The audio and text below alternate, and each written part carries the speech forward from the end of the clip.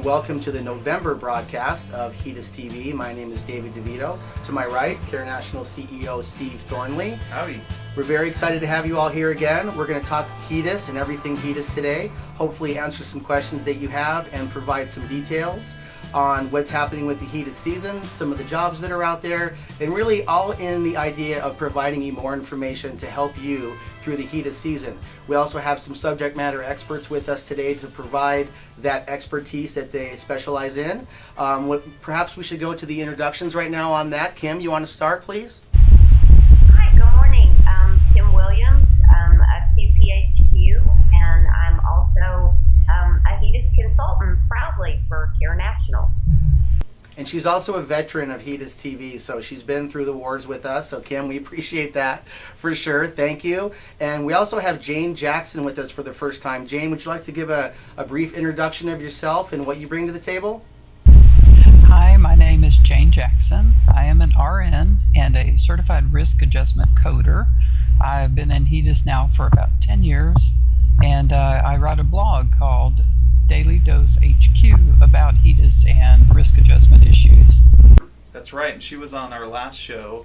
We talked a little bit about her background and also the Daily Dose HQ is it .com or .org? .com. Okay, which has a lot of great resources, and she's actually been doing a series on medical record review, right, Jane?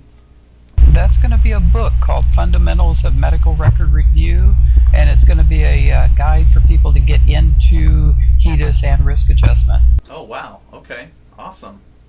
We're looking forward to that for sure. It's in the works. All right. Good for some light reading. Yeah, exactly. Well, we wanted to start off, at least from my perspective, things have really amped up over the last 72 hours. We've gotten a lot of new positions here at Care National for the upcoming season, and it looks like the match has been lit and the fire is starting to burn. I was going to turn it over to Dave for a second. Do you want to talk a little bit about some of the things that have come in on your desk over the last 24 hours? Yeah, my division has been extremely busy. We really specialize in all positions that do not require nursing licensure, basically. Hundreds of opportunities, hundreds of openings, literally. Primarily, we're looking at a lot of medical records people and the actual medical assistants that are assisting in the abstraction process. We have a lot of openings in a lot of markets: Atlanta, Georgia; Wallingford, Connecticut; Albany, New York; Buffalo, New York; Norfolk, Virginia; Louisville, Kentucky, on and on and on. Those are all posted on Care National's website, by the way. And we are very busy filling a lot of those calls and talking to a lot of exciting people out there. Kim, I was wondering, in that same topic, if you could provide maybe a little bit of information as far as what these health plan companies are looking for when they go to find a medical records tech or the HEDIS medical assistant that's going to assist in the abstraction process. I think what they look for primarily, Dave, is somebody who has experience in the medical record field, or even experience working for a private physician or a group of physicians.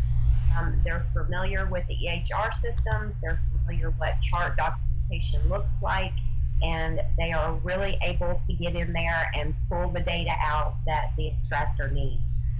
It's really important to find somebody that doesn't over document or that doesn't under document. Sometimes they may need something as simple as the patient demographics and their last set of vitals, and you'll get 120 pages from somebody. So it's really important to find that person that knows exactly what to get, condense it down to what we need, and get it sent in. Yeah, it's great information. And there's also, for everyone out there, you don't necessarily have to have previous HEDIS experience for certain positions. Like I know, Kim, you and I spoke about the scheduling position, and that's a real critical, kind of starting point for the whole process that doesn't necessarily require previous HEDIS experience. Could you talk just for a moment on some key skills that are really required for that job to be successful? You know, it's funny, Dave. I find the most successful schedulers are tenacious with a great personality. It's a very daunting task to call these providers that are inundated this time of year with requests for records or even requests for space to allow an on-site abstractor to come in. So they need to be really able to follow through with those phone calls to convey to the provider's office exactly what they need without making that provider's office feel threatened or defensive or overprotective of their data. Jane, what's your take on this? What do you see are some characteristics of a successful person that kicks off that part of HEDIS by getting the provider appointments set up? Tenacious is a great word. The other one is they have to have a lot of humility. They just have to roll with it, because the provider offices are not going to say, oh, we'd love to have you come in. They're only going to do it if they have to. Gotcha. I've noticed that a lot of the Houston provider offices are going to scan services. So that may help in its own, because they're not expecting nurses to come on site. They're expecting the MAs or the medical records techs to come in and gather records. Talk about that scan services. Are you talking about like independent companies that just scan records coming into the provider's office? There are vendors now, without naming names. There's a big one in Houston right now that is in the medical center in a lot of our large hospitals. And in order to get medical records through the medical records department, you have to go through this company, and they charge for those records anywhere from $10 to $25 per record. Wow. But they're very good. They'll give you exactly what you're asking for, because they do hire the people with medical records, degrees, backgrounds. Gotcha. Okay. Well, that's definitely good information. We have a lot to talk about today, but we need to take a quick break. We'll call it our commercial break. We'll take a quick break. We'll come back. We're going to talk about IRR scores, and then we're going to field some questions to our subject matter experts. So we will be right back in just a minute. Hello, welcome back from the commercial. Hope you enjoyed that. Had a chance to grab some snacks and some nice cold refreshment. Steve and I are back here again, and so we want to talk a little bit about what we have going on the clinical side of our business as far as HEDIS jobs. Steve, you want to kind of give us an update on that? Sure, but just a minute. I wasn't able to get my snack, so can we? We didn't let you know that it was time for that. Right, no as long worries. as the people at home are refreshed, ready to go, minds cleared, Cheeto dust wiped off their hands, then we're good to go. All right, perfect. Well, yes, clinically, we have just received so many new positions in the last 48 hours. So I'm going to highlight a few of them. We have 2 open RN HEDIS abstractor positions in Buffalo, New York. We have 5 open LVN or LPN HEDIS abstractor positions here in Phoenix. That will be working in downtown Phoenix, and field work as well. We've received positions all over Texas. We have needs for RNs or LVNs to do abstraction in Dallas, in Grand Prairie, in Austin, in San Antonio, and in Lubbock. So there's 5 different cities that we have open there. The training will be in the Dallas area, and the company will pay all the meals and the travel expenses to get to training. We have openings in California. We have openings on the East Coast. We have some remote positions that are based out of Virginia. I think we're almost full on that particular position. That is a position where they need to actually train in Virginia, but they can work from home anywhere on the East Coast. So we're getting more and more positions open every day. And the best thing to do if you're still looking and you haven't been contracted for a position is go to HEDISwork.com. HEDISwork.com is sort of our hub, where we have a variety of tools there. We have a resume sample so you can update your resume. We have a place to upload your resume, and it'll get to a recruiter right away. We also have a button there where you can search in real time all the HEDIS positions. That site is updated in real time. And you can also go to Indeed.com and just put in HEDISwork.com and search Indeed, and you'll see all of the postings that we have there as well. So there's a lot of good things happening. We also have, we are anticipating more remote positions. Those will probably come in the next couple of weeks.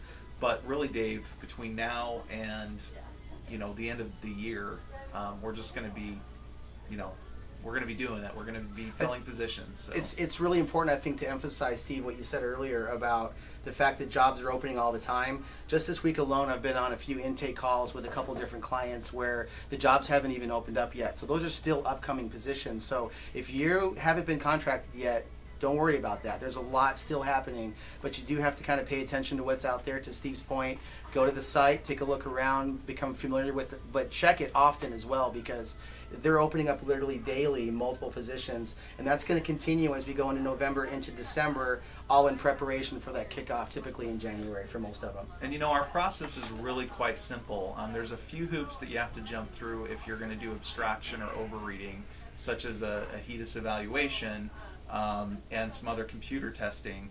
But by and large, the application process, to get things ready for your profile to be submitted to a position, it really doesn't take that much time. So you definitely want to get your information over so we can assign you a recruiter that'll take care of you and walk you through every step of the process. So we'll talk about that a little bit more, I think, before we wrap up the broadcast. But let's go back to our experts. They're anxiously waiting for our for some good questions to come in.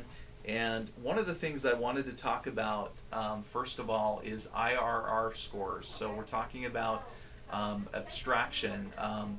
Jane, why don't we start with you? Why is an IRR score something to zero in on, and why is it important, and what does it all mean? What is an IRR score? Just take us down the road, I guess, in HEDIS 101 and talk to about the IRR scores. The IRR score, Inter-Rater Reliability Score, is rating the person who's auditing the charts to make sure that they're accurate. And what happens in the end, when all the charts are reviewed, you get selected for an audit. Say 10 charts get chosen, one of the 10 is incorrect, all 10 get disallowed. So it's really important to have a really good IRR process so that you can make sure that your information is correct. And if you have someone consistently scoring less than an A or an A plus, 95%, you really want to get them, find out what they're doing wrong so that they understand what they're doing wrong and that they get it correct. Because when those charts are disallowed in the end, that's huge. That's a very bad thing for a healthcare plan. Kim, anything you want to add to that? I think when you're a contract employee for HEDIS, you also have an individual IRR score that is not health plan IRR score, and that's sure that training has been regulated and it's been across the board, that everybody that is abstracting for that measure is abstracting correctly and looking at the same data as compliant or not compliant. Okay, perfect. Well, thank you for kind of giving a little bit of background on that. I know that there's some people that maybe are new into HEDIS abstraction that could use a little bit better understanding. I've got some questions that have kind of rolled in here, and I want to start off on those. The first question is, how important is it to know the process to obtain clarification versus making a determination on the spot that data is not compliant? Jane, do you want to start off on that one as well? That's really important because you could miss what they call compliant hits by assuming that you know the answer. So sometimes if you have something that's in a gray area, you really should ask someone else. Have somebody that you can contact and just bounce it off of them to find out if that is acceptable or not. Because if you miss a hit, that could be important. What's your experience with that, Kim? I can't agree with Jane more. One hit can put you in a different percentile bracket. It is so important sometimes to have a second set of eyes on something. There is usually a designated person that an abstractor has to go to where they can put their question in a queue and ask somebody above them, could you please take a look at this? And are you seeing the same thing I'm seeing? There's gray area, but final determination is so extremely important. If it's a hit, just like what Jane said, that percentile, that one chart can put a health plan into a different percentile. Okay, Wow. great. And Kim, I'll toss this other question back to you. How do you handle a negative overread or quality review that finds the abstractor in error? I imagine that's a sensitive thing when somebody's working for you. It's it's a humbling experience, Steve. But the way that abstractors need to view it is take a step back, without being really where they feel like they have to be aggressive about it. It's a learning opportunity. There are times that I've had a negative overread in the beginning of my HEDIS career that just really it breaks your heart. You don't want to make a mistake. You're not doing your job to make a mistake. But the learning, the opportunity that comes forth to learn is greater than having to defend yourself. It is. There are times, and Jane can attest to this too. There are times I've been overread and found in error, and I calmly went through where the error was, and I disagreed respectfully with the person that found me in error, only to have them override the error and agree with me. So it's all how you look at it. It's a learning opportunity, as well as it sometimes is an opportunity to very calmly and rationally defend your point. So it's both sides. So, okay, thank you for that. And It really illustrates why it's such a team concept, though, doesn't it? Yeah. And why so many people are involved, and there's so many checks and balances put into place that every person's role in that is really integral to the success of the overall project. right, and of course, a lot of us, some of us don't like to be told we're wrong. There's certain egos that don't like that. I never but- tell him he's wrong, by the way. He's the one that signs the check. So he's always right. I make mistakes, and I acknowledge that. No, I make mistakes too. Just not as many as Dave. No, Oh, I'm right, just okay. kidding. Just kidding. One thing I wanted to talk to both of you about too that I've been thinking about is, a lot of the positions start in January, but the HEDIS really doesn't start until February? Or talk to us about when things really. When does the clock kind of get started as far as going headstrong into abstraction? I'm going to ask Kim, do you have the timelines? Actually, the health plan variances kind of make the timelines a little fuzzy. Some health plans start with pre-HEDIS data and allow their abstraction team to take a look at some of the pre-HEDIS data and decide if those are valid chases or not. Some health plans don't even consider pre-HEDIS data. They make that decision in the initial match or the pull with the member measure, and it goes from there. So it actually begins for that health plan based on how fast the member measure match was made in the roadmap, and how fast that data gets to their callers or their schedulers. So it all depends on how quickly the health plan acts on the information that they have. Okay, very good.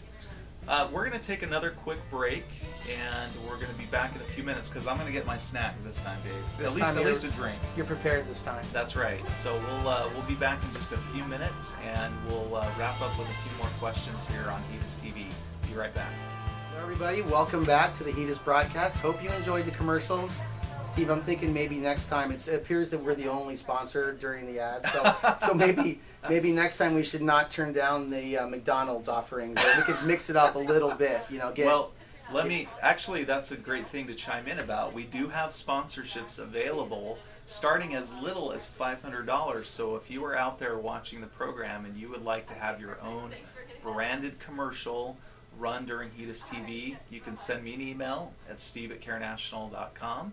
or you can give me a call at 480-336-2526, and I will hook you up as a sponsor. We have a great sponsor package, and we'll definitely get the word out about your company. So thank you. Well, there it is. For that a little more, possibilities and maybe entertainment value involved there. There you go. So let's get back to it. So Kim, we have another question that maybe I'll throw to you. If you're in the field and traveling to a provider's office, how to handle pushback from a provider who feels overly protective of his or her patient data. You know, Dave, that's a daily struggle for an on-site abstractor. It is a natural reaction for a provider to feel that they have been put under a microscope. Their documentation has become so important, but also so nitpicked. So they have a tendency to be a little overprotective and a little defensive. They think that you're there to find a mistake. I think the best route that an on-site abstractor can take is just kind of calming the waters with the provider and letting the provider know, we know that you take excellent care of your patients, and the data that I'm trying to abstract is to just verify and prove that. It is just kind of a little bit of professionalism to put them at ease. It also is important for that provider to remember, if they are accredited with that health plan, they are submitting claims to that health plan and being paid by that health plan. So it isn't necessarily my right, but it's a nice, gentle reminder to let the provider know, you know, you are participating in this health plan, and it is just something that we want to look at how well you're taking care of these patients. Let me pull the data to prove that. That's basically probably one of the best routes to take. Excellent. Now, Jane, would it help to bone up on your arm wrestling skills? If needed. It helps. I spend a lot of time in provider offices doing chart abstractions, and I carry my list with the patient's demographics and what I'm looking for and highlighters. And I highlight the name, the social security number, I highlight everything I can and just leave blank the ones that I don't find. So that when I'm leaving and the provider says, how did I do? I can show them that sheet that just has all this highlighting on it and it makes them feel really good. Then I get back with them later and say, oh, by the way, there weren't any of these. So at the time, it makes them feel good because they're like, wow, did you see that? So when you're in person, you give them the good news and then you call them up later and say the bad, the not so good news. So to speak. Well, I just tell them there are opportunities to improve because I was looking for this and I didn't find too many of them. So that's where the tenacity and the gentle persuasion comes in. Yeah, and the arm wrestling could come in handy maybe later Hopefully on. not, if they're really a stickler about releasing that information. But yeah, it's a very good point. They are being paid by the health plan, so they have every reason to be cooperative because they want to make sure that they're accurately billing and there's not any denied claims and that type of thing. So what usually results in a provider not participating to the level that you need? Is their membership in the network put on suspension, or what? Are there any what's the word I'm looking for, Dave? Any penalties for them not being so forthright with their data? It's really difficult to penalize them because they're probably providing excellent care to the patients. They're just not documenting it. So you really don't want to disenroll a provider based on what you find when you're looking for HEDIS measures, unless they're just really difficult to work with. But typically they'll keep them on the panel regardless of their HEDIS scores. That's what I have found. And what about NCQA? Do they have a process where things can be appealed, or any sort of I don't know. Again, I'm at a loss for words today for some reason. But is there anything that NCQA steps in and helps with as far as a grievance process or an appeals process? I believe you have to talk to credentialing and contracting within your organization. NCQA will answer to the healthcare plan, not the individual provider. Gotcha. Okay, that makes sense. Very good. So to kind of wrap things up, I just wanted to ask, so tell me what's going on in your world right now that you're both managing projects, right? Or I know Kim is. Jane, are you managing a project? You're just doing your individual abstraction. I am my own team. You're your team of one. Okay. There is an I in that team, by the way. So tell us Kim, we'll start with you. What's going on? What are you doing to prepare? How are you doing on staffing? Where are things at right now on December 6th, 17th, or November 17th, rather? Yeah, don't rush me. I have until the 30th of November to complete an entire team. So it's going really well. I'm keeping past members and returning members up to date on some changes. Going through that basic HEDIS 101, looking at resumes and just trying to plug forward, trying to get people ready. I'm in the process of redesigning some general kind of lighthearted HEDIS measure trainings, and moving forward, I'm getting excited. All right. Well, I know we're excited. I mean, this is, I love it when I come in and I'm so busy with HEDIS that I look at my watch and it's 8 a.m. and the next time I look at my watch, I haven't taken a lunch and it's like 3 o'clock in the afternoon, and I'm just busy talking to people all over the country. We're talking about HEDIS. We're getting them set up on interviews.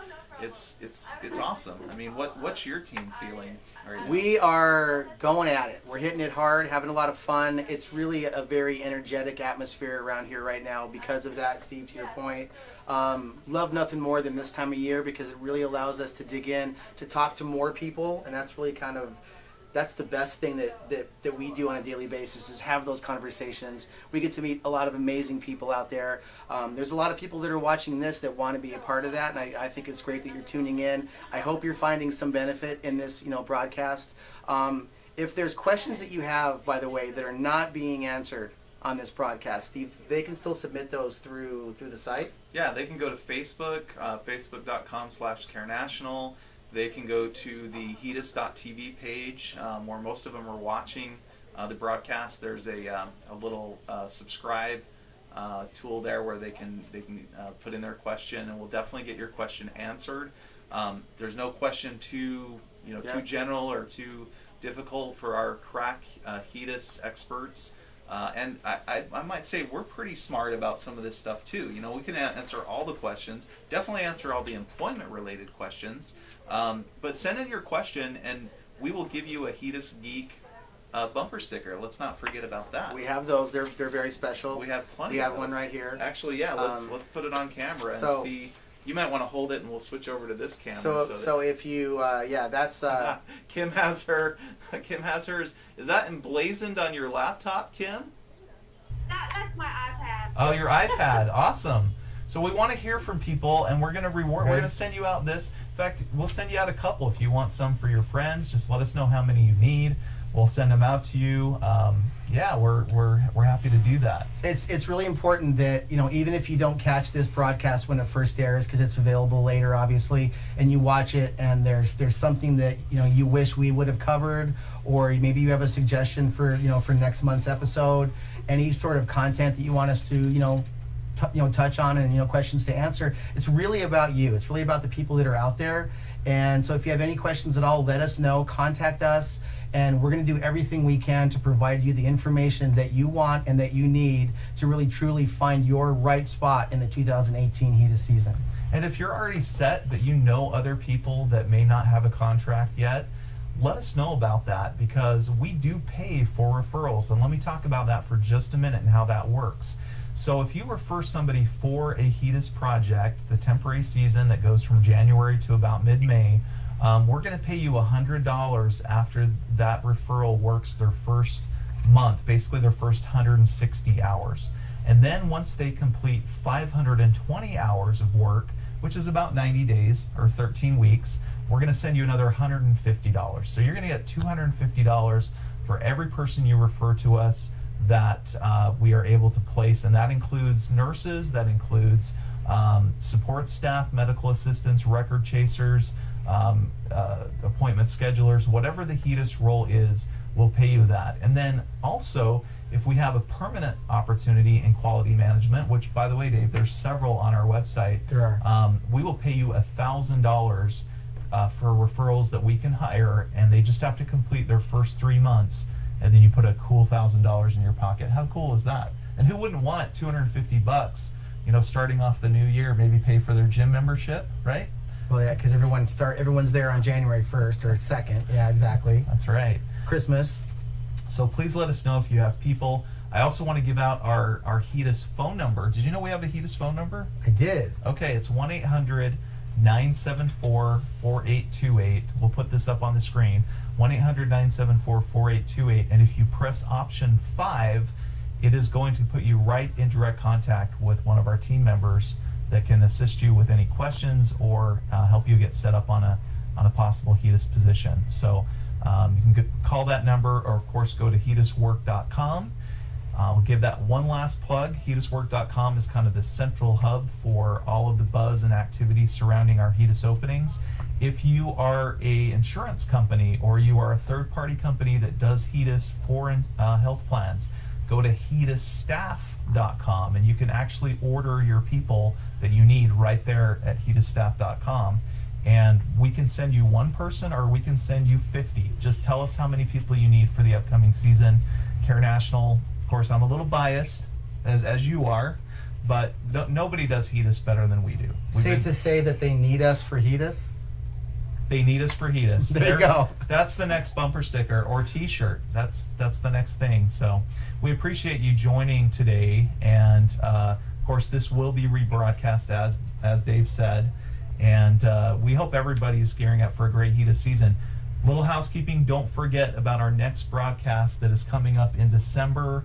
And I'm forgetting the date right now, RJ. The 15th. Okay, so December 15th will be our next HEDIS broadcast. Check HEDIS.tv or our Facebook page for the time for that. And thank you again to our fantastic subject matter experts. Absolutely. Kim and Jane are doing a wonderful job. And we wish them a happy Thanksgiving, and hopefully we'll see them both back next month for the broadcast.